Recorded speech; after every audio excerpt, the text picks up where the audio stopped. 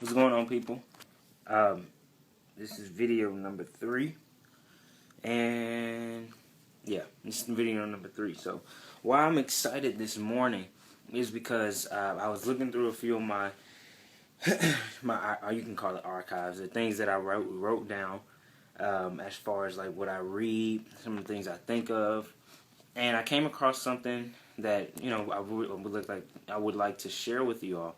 And for this segment, for video number 3, I want to talk about the 7 fundamentals of personal leadership. Now, the reason why I'm doing these videos is because I feel like there's a lot of people out there that are looking to achieve their goals, or are looking to do things that they would like to do, set goals, and have a lot of things that they want in life. Some of them are just misdirected. Some of them don't have direction, and I'm not anywhere close to where I want to be or where God is going to have me. But I feel like I've learned a lot of things to help someone, at least someone. Now, you never know. I might say something that that can get somebody to a point to where they're on their way, or it just clicks with them. You never know. You never know what words, because words are powerful, so you never know what they can do. So, getting right to it, 7 fundamentals of personal leadership. Actually, I'm going to change that and say 9 fundamentals. And it's 2 of them that I added on. So the first one is putting God first. That is the most important thing you got to do, I believe. It's one thing when you can do it yourself, and that's good. But to me, putting God first is like catapulting your life and getting to your goals. He's going to get you the pathway that's best for you. And I believe that's the best thing to do. So number 1 is putting God first. Number 2 is learning. And what you do when you learn it, you're reading books and listening to audios. This is something you're doing on a daily basis. Find an audio that sits with you, or that clicks with you, and watch it over and over and over every day. The hardest thing to do is doing it every day. Anybody can listen to an audio, but can you listen to it every single day for 90 days? Second thing is affirmations, and that's speaking positive statements daily. So these are things that you want to say. Like, I have confessions. I have a lot of confessions from my church that they give out. I have one that's called the Righteousness of God confession. I have one that's called My Best 7 Years.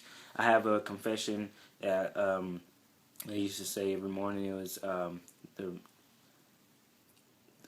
Freedom Confession.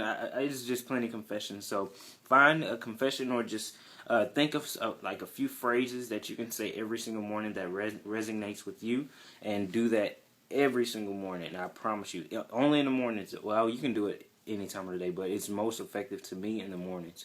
Visualization, and this is just taking time to see yourself in your dreams. And like I said in that in the second video, close your eyes, imagine yourself there, and it will give you a great vision of where you want to be. And that when you put yourself in that situation, it just takes you to a whole nother level, and it helps you push harder to get to where you want to be.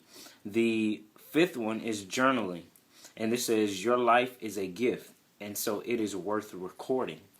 And I write a lot of stuff down. I have my own personal journal where I write my dreams, my goals in. Even in the hard times and the struggling times, I even write all that stuff down, because one day when I look back on it and I'm at another place, I can see how far I've come, and I see how far God has brought me. And that really does something on the inside of you. You may not know it, but that really does something on the inside of you. Number 6 is setting goals, and your goals, it says your goals create focus. It's one thing to say, I want to do this, I want to do that, but once you break your goals down into like smaller parts and reachable goals, like daily goals, or weekly or monthly or quarterly or even yearly goals, you'll be able to have a focus and a track of where you want to go. And that's a great thing about setting goals. Number 7, I need to work on this myself, but it's called exercise. Working out brings energy, and that is so true. I guess you can call her my trainer. She's very, very close to me, and we worked out the other day, and she whooped my butt. Logan, you already know who that is, but she's phenomenal trainer. I'm still sore. That was 2 days ago. Well, anyway, we're not going to talk about that. Number 8 is nutrition. So you got to eat well. It's one thing to, read good stuff and listen and grow yourself. But if you're not eating well and if your body isn't feeling well, it's like it's not a balance. You gotta be on top of it everywhere of your life. And number 9, I got to go back to it. It's keeping God first. God is so important in my life. Make sure you take time to talk with Him. I mean, a lot of times it might be awkward just to talk to God. Just talk to Him. Just, God, this is on my mind, blah blah blah. And as you grow your relationship with God, you're going to see that He will talk back, or He will share things with you that to help you get to those places that you want to be. And I'm telling you, it's something I can't really explain because I'm still learning it myself. I'm still a student at it.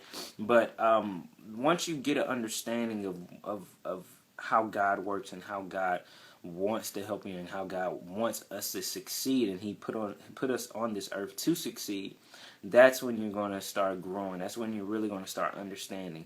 So I'm not the expert at that, but I do my diligence into my studying and learn about the things that I need to learn. So these are like the half. I've read over half of these books. I promise you, as your books grow, your money will grow. That's my tip for today. So be blessed, you guys. Have a good one. I love all of you. Comment, share, like, do whatever you got to do. But just make sure you grow. Take what you hear. If something clicks with you, make sure you grow. All right? Love you.